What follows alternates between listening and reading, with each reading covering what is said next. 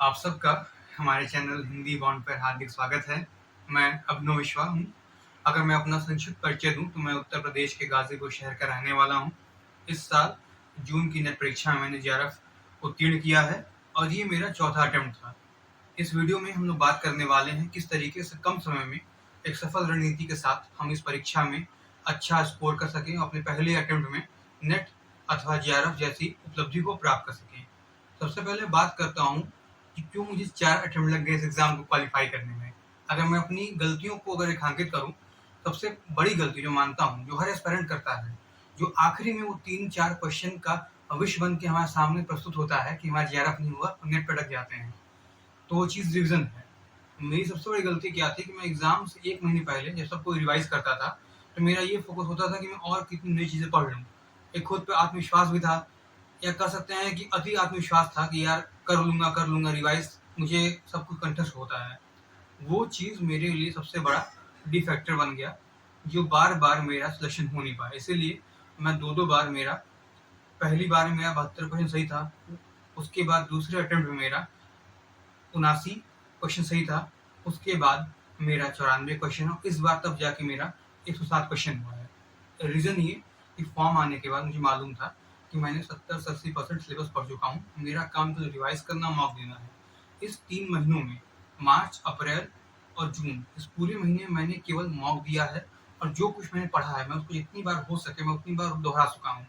उसके लिए यूट्यूब पे कई सारे मैराथन में उनकी सहायता ली। उसके साथ-साथ जो मेरे खुद के बनाए हुए नोट्स हैं, उन नोट्स में तैयारी किया। दूसरा काम था कि मैं इतिहास, हिंदी साहित्य का जो इतिहास था, वो मुझे पढ़ने में समस्या होती थी और बार-बार मैं उसको छोड़ दिया करता था।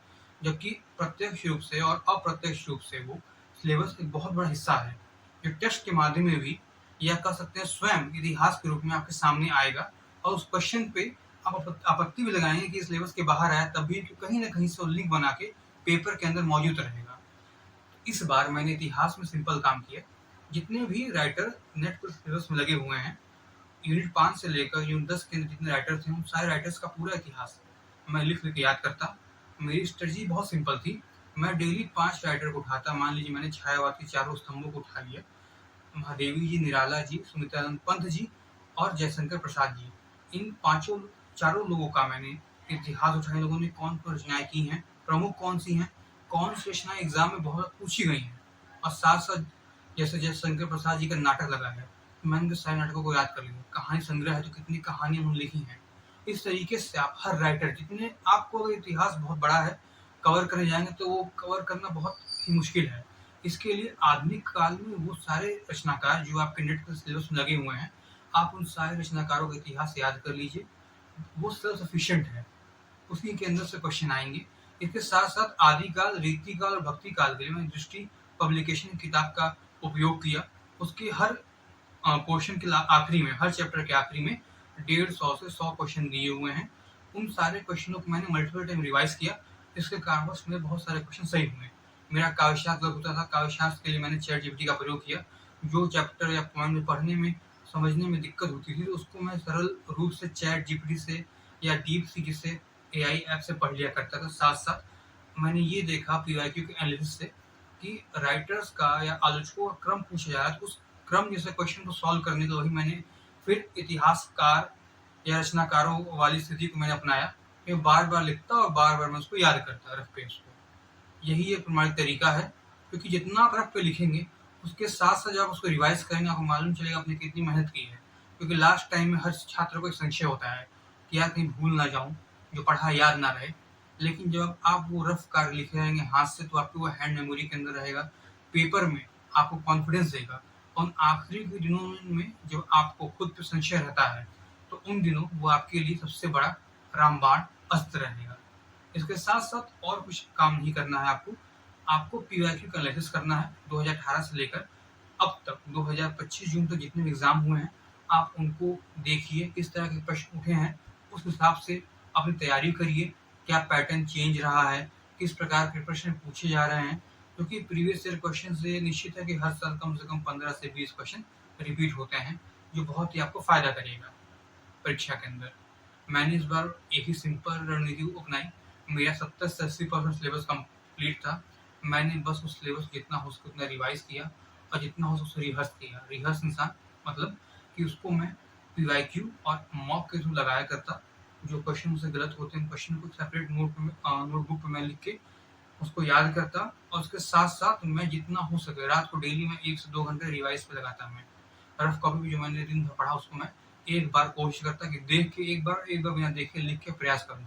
उससे मालूम चलता है कहाँ मुझसे गलती हो रही है, कौन सा फैक्ट मुझे याद नहीं है, कौन सा पॉइंट मुझे याद नहीं है, जो मुझे बाद में बहुत उसमें सहायता की मेरी। अगर मैं बात करता हूँ रेफरेंस बुक्स की, किन किन किताबों का मैंने प्रयोग किया, सबसे पहले मैंने अधिकतम टेक्स्ट पढ़ चुका था। मैं यूनिट 5 से लेकर यूनिट 10 तक जितनी भी रचनाएं लगी हुई हैं, उन रचनाओं के अंदर मैंने अधिकतम रचनाओं का पाठ कर चुका था, यानी कि एटलीस्ट अब 70% रचनाओं को पढ़ डाली। उसके साथ साथ मैंने दृष्टि का, प्रभात कुमार पब्लिकेशन के नोट्स का गहन अध्ययन किया। जो चीज़ मैं आपका नोट्स से अपने नहीं कर पाया, मैं नहीं पढ़ पाया, तो उसके लिए मैंने प्रभात कुमार के नोट्स और दृष्टि के नोट्स को कंपाइल करके तैयारी की।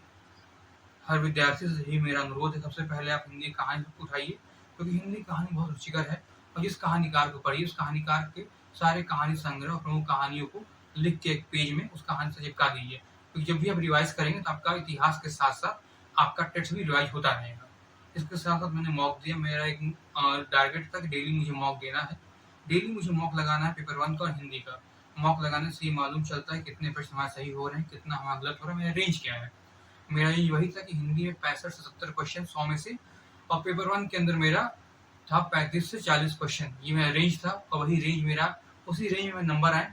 पेपर 1 के अंदर मेरे 50 से 40 क्वेश्चन सही गए थे, और हिंदी में मेरे 100 में से 67 क्वेश्चन सही गए थे। तो सबसे पहले सारे विद्यार्थियों से ये अनुरोध है कि आप दृष्टि के हिंदी की दृष्टि पब्लिकेशन की किताब लेके आइए, उस किताब को अच्छे से पढ़िए, क्योंकि वो किताब सेल्फ सफिशिएंट है। चाहे असिस्टेंट प्रोफेसर एग्जाम में बैठेंगे, चाहे जेआरएफ एग्जाम में, वो किताब अपने में पूर्ण रूप से सेल्फ सफिशिएंट है। इसके साथ यूथ पब्लिकेशन की असिस्टेंट प्रोफेसर की क्यूआईक्यू किताब आती है 1500 प्रश्नों वाली, उस किताब को लेकर अध्ययन करिए। इतिहास के वो सारे क्वेश्चन या काव्यशास्त्र के वो सारे क्वेश्चन जो हम परेशानी में डाल सकते हैं, वो प्रत्यक्ष रूप से अप्रत्यक्ष रूप से उस किताब के अंदर मौजूद रहेंगे। पेपर 1 के लिए यही सलाह है कि अगर आप सक्षम हैं तो किसी भी अच्छे यूट्यूब चैनल का आप सब्सक्रिप्शन ले लीजिए। यूट्यूब के ऊपर कई सारे टीचरों ने फ्री में अपना डेमो बैच दिया है, वहाँ से देखिए। सक्षम है तो उनके आप बैच ले लीजिए, अन्यथा किसी भी एक टीचर जिसकी भाषा को समझ आती है उसका मैराथन वीडियो देख लीजिए और पीवाईक्यू को लगाइए, वो आपको बहुत फ़ायदा करेगा। इसके साथ साथ अंत में बस इतना ही कहना चाहूँगा आप सारे विद्यार्थियों से कि अगर आप मेरी जर्नी को देखेंगे, मेरी इस यात्रा को देखेंगे, तो आप ये पाएंगे कि 72 क्वेश्चन, 79 क्वेश्चन, 94 क्वेश्चन, अंतगत 107 क्वेश्चन और 11 में सिलेक्शन। वो दिन मेरे लिए 21 जुलाई जीवन हमेशा याद रहेगा, क्योंकि मैं बहुत एक सामान्य बिलो एवरेज विद्यार्थी था। मेरे लिए जीवन में कि ये मेरी सबसे बड़ी उपलब्धि है, और ये उपलब्धि अब मेरे जीवन में आने वाले और एक मार्ग का रास्ता खोल दिया है। आपसे बस यही कहना चाहूँगा अंत में कि मेरी बहुत सारी शुभकामनाएं सारे विद्यार्थियों को है। आने वाले समय में हिंदी बॉन्ड चैनल में आपकी डिमांड के अनुसार हम लोग एजुकेशनल वीडियो प्रोवाइड करेंगे, और पेपर के साथ मैराथन हो चाहे पीवाईक्यू सीरीज हो, उन सबको प्रदान करने की कोशिश करेंगे। कमेंट सेक्शन में बताइए कि क्या आपको teaching video paper 1 paper 2 marathon video paper 1 paper 2 को चाहिए, तो उस हिसाब से भविष्य की योजनाएं बना के हिंदी बॉन्ड आपके सामने हमेशा उपस्थित है। हर उस विद्यार्थी जिसके लिए समस्या है, अभाव है, जीवन के अंदर समस्या है, उसके लिए मार्गदर्शक रूप में हिंदी बॉन्ड सदैव खड़ा है। जय हिंद, जय भारत।